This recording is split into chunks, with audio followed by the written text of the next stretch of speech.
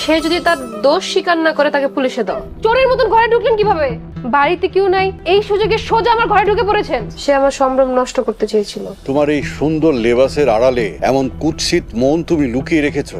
এবার মুখ্যম চালটা চালছি, দেখি এইবার আমাকে ঢাকা যাওয়া থেকে কে ঠেকায়। কিন্তু দোষ, তোর জন্য একটা নির্দোষ মানুষের উপর দোষ চাপবে, এটা কিন্তু একদম ঠিক না। পরে কোনো একটা সময় মাফ চেয়ে নিব, এছাড়া আমার হাতে আর কোনো উপায় নেই। যেই করেই হোক আমার ঢাকার জীবনে ফেরত আসতে হবে। দেখ দোষ, বেচারার জন্য সত্যিই খুব কষ্ট লাগছে। বাবা, তাই নাকি? যাকে কখনো দেখিসনি, কথাও বলিসনি, তার জন্য এত দরদ? দেখ লাবণী, একজন ভালো মানুষের গায়ে চরিত্রহীনতার দাগ লাগছে, এটা কত বড় একটা অপরাধ, বুঝতে পারছিস তুই? আলটিমেটলি এর জন্য তোর পরিবারকেও ভুগতে হতে পারে। একটু তো সমস্যা হবেই, কারণ জালালরা হচ্ছে এই গ্রামে আমাদের ভরসা, সাপোর্টের নাম। আর এটা ছাড়া আমার আর কোনো উপায় নেই। সো প্লিজ দোস্ত, আমাকে ক্ষমা কর। অপশনটা ইউজ না করলেই ভালো হবে, বিকজ এর দায় তোকেই বহন করতে হবে। প্লিজ জিনিয়া, এই ব্যাপারটা নিয়ে বারবার কথা বলিস না। ওকে, আচ্ছা বল, তুই কবে ঢাকা আসবি? আই থিঙ্ক সো 2-1 দিনের ভিতর চলে আসতে পারবো। অসম্ভব, এরকম তো হতে পারে না।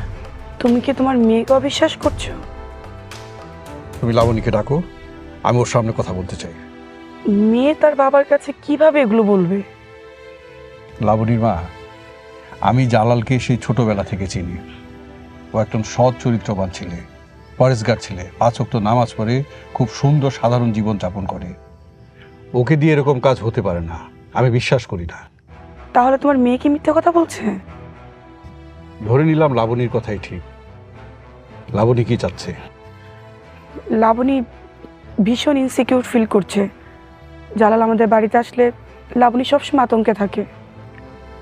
লাবণীর মা, তুমি তো সবই জানো, বোঝো। এখন কি করতে পারি বলো? লাবণী কি চায়? আমার মনে হয় লাবণীকে ঢাকায় পাঠিয়ে দেওয়া উচিত, এখানে রাখাটা ঠিক হবে না। আর না হয় জালালদের পরিবারের সাথে আমাদের সব সম্পর্ক ছিন্ন করা উচিত। একজনের মুখের কথা শুনে এত বড় সিদ্ধান্ত নেওয়া ঠিক হবে না। সত্য যতই কুৎসিত হোক না কেন, সত্য সত্যই। কাল জালাল আর লাবণীকে একসাথে করে জানতে চাইবো কি ঘটনা ঘটেছে। যে খারাপ লোকটা তোমার মেয়ের সাথে এরকম অসভ্যতা করতে চেয়েছে, তার সামনে তুমি তোমার মেয়েকে জিজ্ঞাসাবাদ করবে? কেমন বাবা তুমি? লাবণীর মা, এটা মামুলি ব্যাপার না। জালাল যদি সত্যি এরকম অপকর্ম করে থাকে, তাহলে আমরা আইনের আশ্রয় দেবো, কোনোভাবে ছাড় দেব না। কিন্তু দেখো, এসব বিষয় নিয়ে আর কথা বলতে চাই না, আমার মাথা গরম হয়ে গেছে। কালকে সকালে ওদের দুজনকে মুখোমুখি করে জানতে চাইবো কি ঘটেছে। অনেক রাত হয়েছে, ঘরে চলো। আসসালামু আলাইকুম কাকা। ওয়ালাইকুম আসসালাম। কোনো সমস্যা হয়েছে নাকি কাকা? ছি জালাল, তুমি এত নীচ। তোমার এই সুন্দর লেবাসের আড়ালে এমন কুৎসিত মন তুমি লুকিয়ে রেখেছো। কাকা, আমি ঠিক বুঝলাম না। বাবা, তুমি এত কথা না বলে ওনাকে পুলিশে দাও। না না, পুলিশে খবর দেওয়া যাবে না, তাহলে সবাই জেনে যাবে, আমার মেয়ের জীবনটা নষ্ট হয়ে যাবে। তাহলে তোমরা কি চাও? লাবণী, তুই কি চাস? বাবার সিদ্ধান্ত তোমার, কিন্তু এটা মনে রাখবা, সে আমার সম্ভ্রম নষ্ট করতে চেয়েছিল। আস্তাগফিরুল্লাহ, ওনার অভিযোগ সত্য না। আমি আল্লাহর কসম কাইটা কইতেছি, ওনার অভিযোগ সত্য না।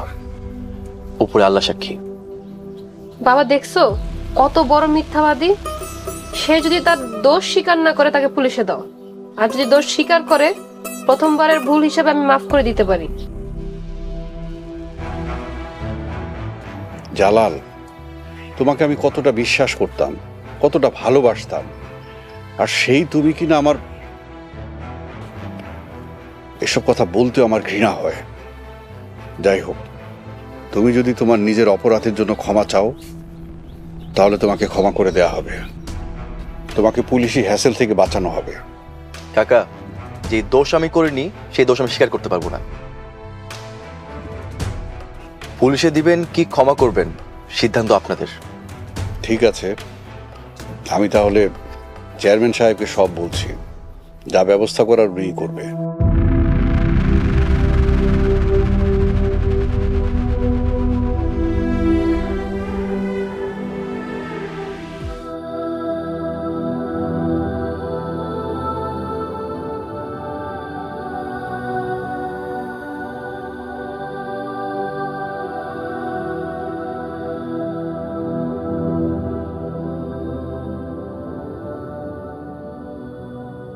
হে রাব্বুল আলামিন, তুমি আমার তাহাজ্জুদের সালাত কবুল করো।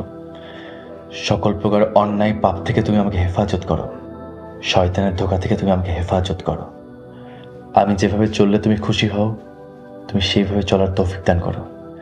আমার বাবা মাকে তুমি ক্ষমা করে দিও। রাব্বির হামহুমা কামা রাব্বায়ানি সাগীরা বিরহমাতিকা ইয়া আরহামার রাহিমিন।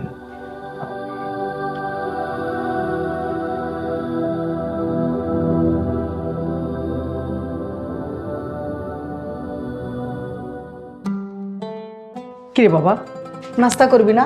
ক্ষুধা লাগেনি তোর? মা তুমি খেয়েছো? তোরা ছাড়া কোনোদিন আমি নাস্তা করছি? মা আমাকে মাফ করে দিও, আমার ঘুমতে উঠতে দেরি হয়ে গেছে, একটু ডাক দিলেও তো পারতা। বাবারে, তুই মেলা রাত জেগে ইবাদত বন্দেগি করস, চল নাস্তা করবি চল। আসসালামু আলাইকুম কাকা, কেমন আছেন? ওয়ালাইকুম আসসালাম। আছি ভালো। বাবা জালাল, আরতের দিকে কখন যাবা? আমি তো একটু নাস্তা করব, তারপরে বের হবো।